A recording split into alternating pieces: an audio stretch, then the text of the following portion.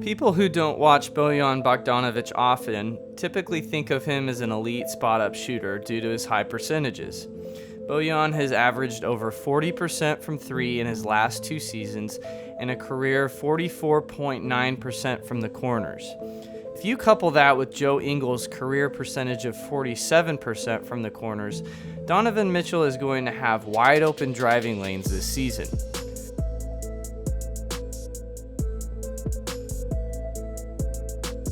But what people don't know about Bojan Bogdanovic is his versatility on the offensive end. He can run off of screens to force switches, or get his defender on his back. He can initiate the pick and roll as a ball handler to either get to the rim or to nail open mid-range jumpers. And while he's not the best ball handler in the world, he is an aggressive driver that knows how to get to the rim. On top of that, Bogdanovic is an elite cutter when off ball, and he can punish mismatches in the post. Now that's some offensive versatility for you. Plus, one of Bojan's biggest strengths, his mid-range game, is one of the Utah Jazz's biggest weaknesses previously. Though Quinn Snyder opts to shy away from most mid-range shots, the Jazz struggled to beat defenses that allowed this type of shot, and Bojan is such a good mid-range shooter that I believe even Quinn will like him taking this shot. Despite all of the ways that the Indiana Pacers utilized Bojan, I could see a few ways that the Jazz can use him in different ways to open up their offense. First, I expect the Jazz to use Bojan as a pick and pop threat.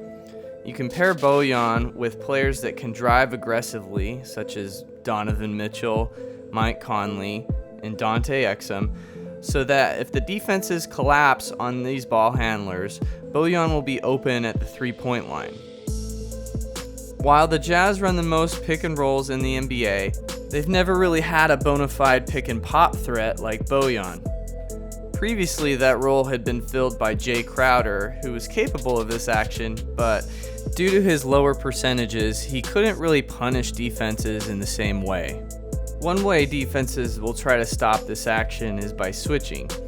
But if a guard switches on to Bogdanovic, he's usually eager to post them up and either score or facilitate to create open looks for his teammates. Another way I expect the Jazz to utilize Bogdanovic is coming off of flare screens from Rudy Gobert. With Bojan's gravity from his outside shot and Gobert's gravity on his rolls, this will put a ton of pressure on defenses to use help defenders, which will open up opportunities for Donovan Mitchell and Mike Conley.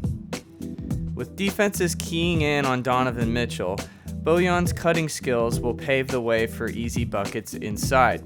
Point blank, weak side defenders will not be able to help off of Bogdanovic the same way they did with Ricky Rubio, Derek Favors, or even Jay Crowder.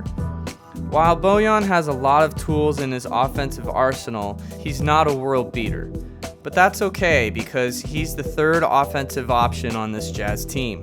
While all of this may seem great to Jazz fans, Bojan does bring some questions on the defensive end. Who's he going to guard? While Indiana was reluctant to have him defend traditional power forwards, we can't be sure if that is due to his defensive deficiencies or the fact that he was playing next to Thad Young, who is a traditional power forward. Bojan can guard elite small forwards like LeBron and Kawhi, but I'm not nearly ready to say he can do it well. But then again, who can? Bojan is not a great defender by any means, but he knows what to do and he gives effort. He executes the game plan correctly whether he is guarding the ball handler or the screen setter in the pick and roll. He does struggle in the post against bigger players, but he can hold his ground enough to not be a liability every possession. Perhaps Bojan's best defensive quality is his off-ball defense and his surprising ability to keep up with shooting guards that quickly run off of screens. So all this being said, Bojan Bogdanovic is not a perfect player, but he could be the perfect fit for the Jazz on the offensive end without struggling too bad on the defensive end. What do you think?